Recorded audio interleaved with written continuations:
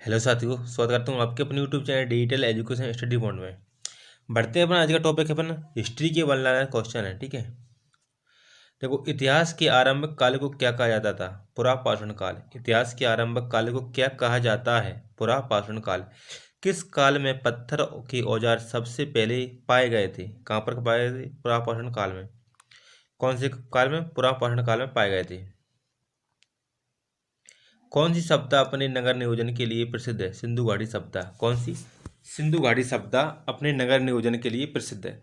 सिंधु घाटी सभ्यता का कौन सा स्थान सिंधु नदी के किनारे स्थित है? मोहनजोदड़ो।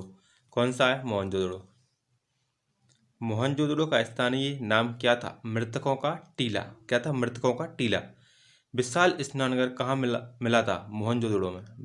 विशाल स्नानघर कहाँ मिला था? मोहनजोदड़ो में। देवी माता की पूजा संबंधित थी सिंधु घाटी सभ्यता के साथ। देवी माता की पूजा संबंधित थी सिंधु घाटी सभ्यता के साथ। लोथल नामक स्थान पर किस सभ्यता का जहाजी मालघाट था? सिंधु घाटी सभ्यता का। सिंधु घाटी सभ्यता में कालीबंगा किसके लिए प्रसिद्ध था? मिट्टी के पात्र के लिए। किसके? मिट्टी के पात्र के लिए। वैदिक आर्यों का प्रमुख भोजन था दूध और इसके उत्पाद। वैदिक आर्यों का प्रमुख भोजन क्या था? दूध और इसके उत्पाद। वैदिक लोगों द्वारा किस धातु का प्रयोग सबसे पहले किया गया था? तांबा का। वैदिक लोगों द्वारा किस धातु का प्रयोग सबसे पहले किया गया था? तांबा का। किन 3 वेदों को संयुक्त रूप से वेद त्रयी कहा जाता है? ऋग्वेद, सामवेद, यजुर्वेद। ऋग्वेद, सामवेद, यजुर्वेद। आर्यों पूर्वों के साथ अपने संघर्षों में सफल रहे क्योंकि उन्होंने घोड़ा द्वारा चलाए जा रहे रथों का प्रयोग किया था। आर्यों पूर्वों के साथ अपने संघर्ष में सफल रहे क्योंकि उन्होंने घोड़ों द्वारा चलाए जा रहे रथों का प्रयोग किया था। ऋग्वैदिक आर्य पशुचारी लोग थे, यह इस तथ्य से पुष्ट होता है। ऋग्वेद में गाय के अनेक संदर्भ हैं। अधिकांश युद्ध गायों के लिए लड़े गए थे। पुरोहितों को दिए जाने वाला उपहार प्रायः गाय होती थी, न कि जमीन। आर्यन जनजातियों की प्राचीनतम बस्ती कहाँ है? सप्त सिंधु में। आर्यन जनजाति की प्राचीनतम बस्ती कहाँ पर थी? सप्त सिंधु में। राज्याभिषेक समारोह का विवरण किसमें किया गया है?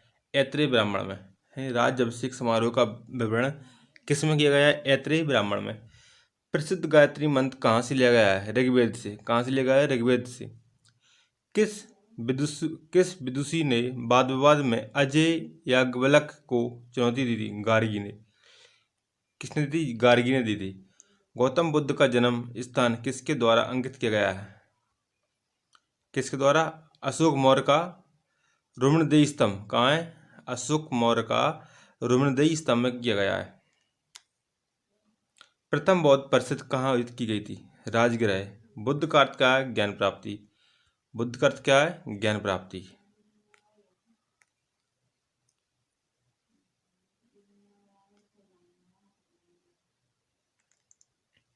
बौद्ध धर्म ने समाज के 2 वर्गों को अपने साथ जोड़कर एक महत्वपूर्ण प्रभाव छोड़ा। ए वर्ग थे स्त्रियां एवं शूद्र। कौन थी? शूद्र। नहीं, बौद्ध धर्म ने सब किसको जोड़ा था? 2 वर्ग, स्त्रियों को, शूद्र को। बुद्ध धर्म किन मतों पर विश्वास करता है? दुनिया दुखों से भरी है, यदि इच्छाओं पर काबू पा लिया जाए तो निर्वाण मिल जाएगा, लोगों को दुख उनकी इच्छाओं के कारण होता है। प्रारंभिक बौद्ध धर्म ग्रंथों की रचना किसमें की गई है? पाली भाषा में, यानी पाली पाठ में। भारत में सबसे बाद में उत्पन्न होने वाला बौद्ध धर्म का ग्रंथ क्या है? कौन था? वाम सत पाकसनी। क्या है? वाम सात पाकसनी है। ठीक है। बुद्ध को प्रबोध कहाँ प्राप्त हुआ था? बुद्ध को प्रबोध कहाँ प्राप्त हुआ था?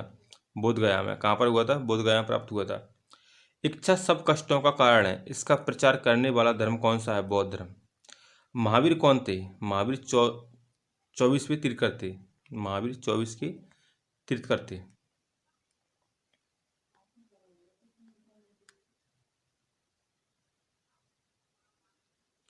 जैन धर्म का पहली तीर्थकर किसे माना जाता है? ऋषभदेव को। जैन धर्म का पहला तीर्थकर किसे माना जाता है? ऋषभदेव को।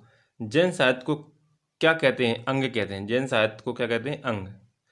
दक्षिण भारत में प्रसिद्ध जैन केंद्र स्थित है श्रवणबेलगोला। कहाँ पर है? श्रवणबेलगोला में। भारत में सबसे पुराना लोहा युग जुड़ा हुआ है चित्रित धूसर मृद बाणों के साथ, किसके? चित्रित धूसर मृद बाणों के साथ जुड़ा हुआ है।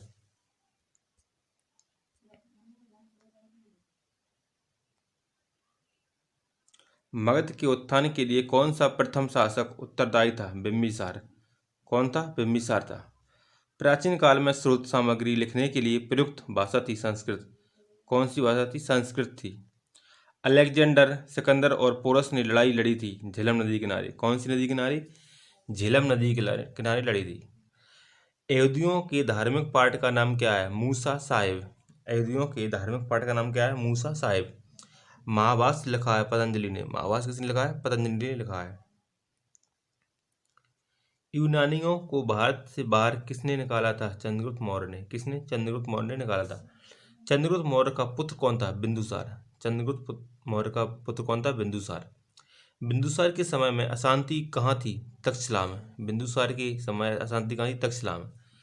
अशोक की प्रशासनिक नीति से में भारी परिवर्तन किस घटना से आया था? कलिंग युद्ध की। किस घटना से? कलिंग युद्ध से आया था। देवनाम प्रिय के नाम से कौन विख्यात था? अशोक। देवनाम प्रिय से कौन विख्यात था? अशोक था।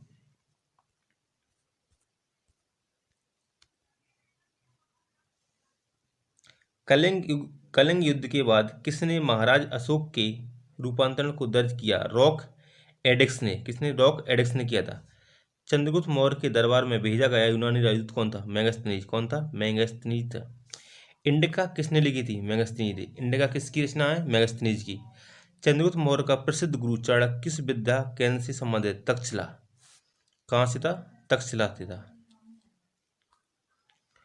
अर्थशास्त्र के लेखक किसके समकालीन थे? चंद्रगुप्त मौर्य के। अर्थशास्त्र के लेखक किसके समकालीन थे? चंद्रगुप्त मौर्य के। अशोक के शिलालेख किस लिपि में खुदे हुए हैं? ब्राह्मी लिपि में। कौन सी लिपि में? ब्राह्मी लिपि में खुदे हुए हैं। किस प्रसिद्ध शासक को शिलालेखों का जनक कहा जाता है? अशोक को। किसको कहा जाता है? अशोक को कहा जाता है। मौर्य वंश के शासन के दौरान स्थानिक कौन था? जिला प्रशासक। कौन था? जिला प्रशासक था।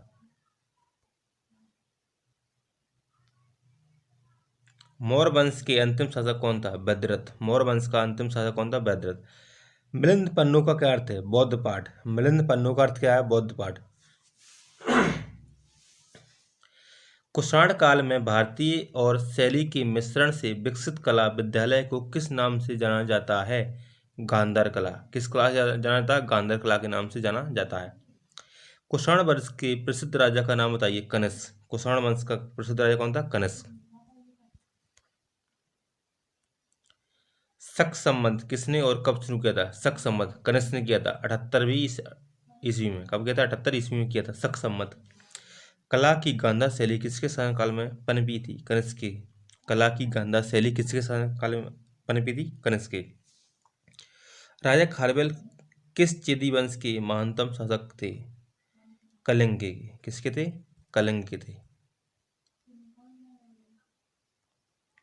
सातवाहन का सबसे बड़ा शासक कौन था? गोमतीपुत्र सतकर्णी। सातवाहन वंश का सबसे बड़ा शासक कौन था? गोमतीपुत्र सतकर्णी। महरौली में जंग रहित लौह स्तंभ किसने स्थापित किया था? गुप्त ने। किसने? गुप्त वंश की शासकों ने किया था। चंद्रगुप्त द्वितीय को किस नाम से जाना जाता है? विक्रमादित्य। किस नाम से? विक्रमादित्य के नाम से जाना जाता है। हरिसेन किस राजा का राजकवि था? समुद्रगुप्त का। किसका था? गुप्त का था।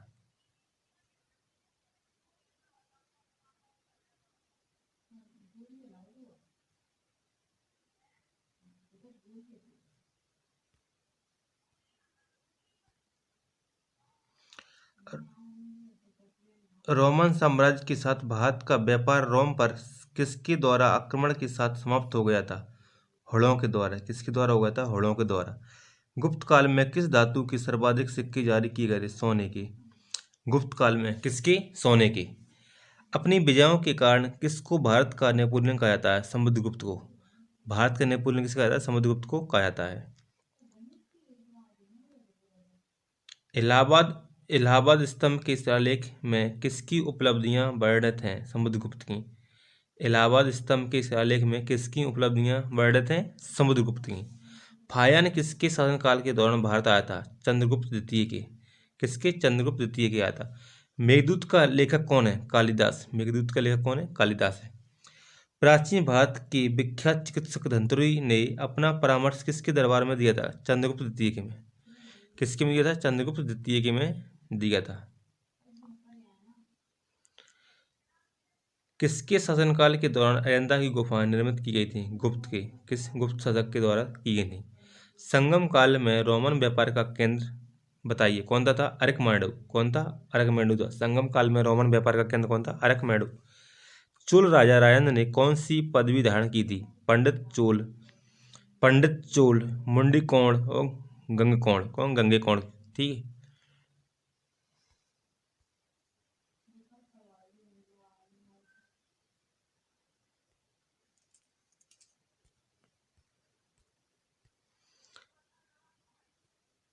चोल अभिलेखों में उल्लिखित भूमि की विभिन्न कोटियों के अनुसार किसको जैन संस्थानों को दान में दी गई थी? किसको दी थी? पल्ली चंदम को। किसको? पल्ली चंदम को दी गई थी। किस चोल राजा ने लंका को पहले जीता था? राजराज प्रथम ने। किस चोल राजा ने लंका को पहले जीता? राजराज प्रथम ने। उत्तर मेरूर शिलालेख से किसके प्रशासन के से संबंधित जानकारी मिलती है? चोल की। कौन से? उत्तर मेरू शिलालेख से मिलती है। चोल राजाओं का प्रशासन था तमिलनाडु पर। चोल राजाओं का प्रशासन कहाँ था? शासन था तमिलनाडु पर। राष्ट्रकूटों की प्रारंभिक राजधानी कौन थी? एलोरा। राष्ट्रकूटों की प्रारंभिक राजधानी कौन थी? एलोरा। एलोरा के प्रसिद्ध शिव मंदिर का निर्माण किसने कराया था? राष्ट्रकूट शासक कृष्ण ने। राष्ट्रकूट के राजा अमोघवर्ष ने कौन सी पुस्तक लिखी थी? कविराजमार्ग। कविराजमार्ग किसने लिखी थी? अमोघवर्ष ने। राष्ट्रकूटों का सर्वाधिक चिरस्थायी योगदान था कन्नड़ काव्य के 3 कवि पंपा, पोन्ना और राणा तथा कैलास मंदिर। किस राजवंश के दौरान महाबलीपुरम मंदिर का निर्माण किया गया था? पल्लव राजवंश के द्वारा। किसके? पल्लव राजवंश के द्वारा किया गया था। पुलकेशिन द्वितीय किसका महानतम शासक था? पातापी के चालुक्य का। किसका? पातापी के चालुक्य का। रवि कीर्ति जो एक जैन थे और जिन्होंने ऐहोल प्रशस्ति की रचना की थी को किसका संरक्षण प्राप्त था? पुलकेशिन द्वितीय का। किसका? पुलकेशिन द्वितीय का संरक्षण प्राप्त था। प्रसिद्ध दिलवाड़ा जैन मंदिर स्थित है राजस्थान में। कहाँ पर? राजस्थान में। पुस्तक कथा सरित सागर किसने लिखी थी? सोमदेव ने। किसने लिखी थी? सोमदेव ने लिखी थी। हर्षचरित के लेखक कौन है? बाणभट्ट।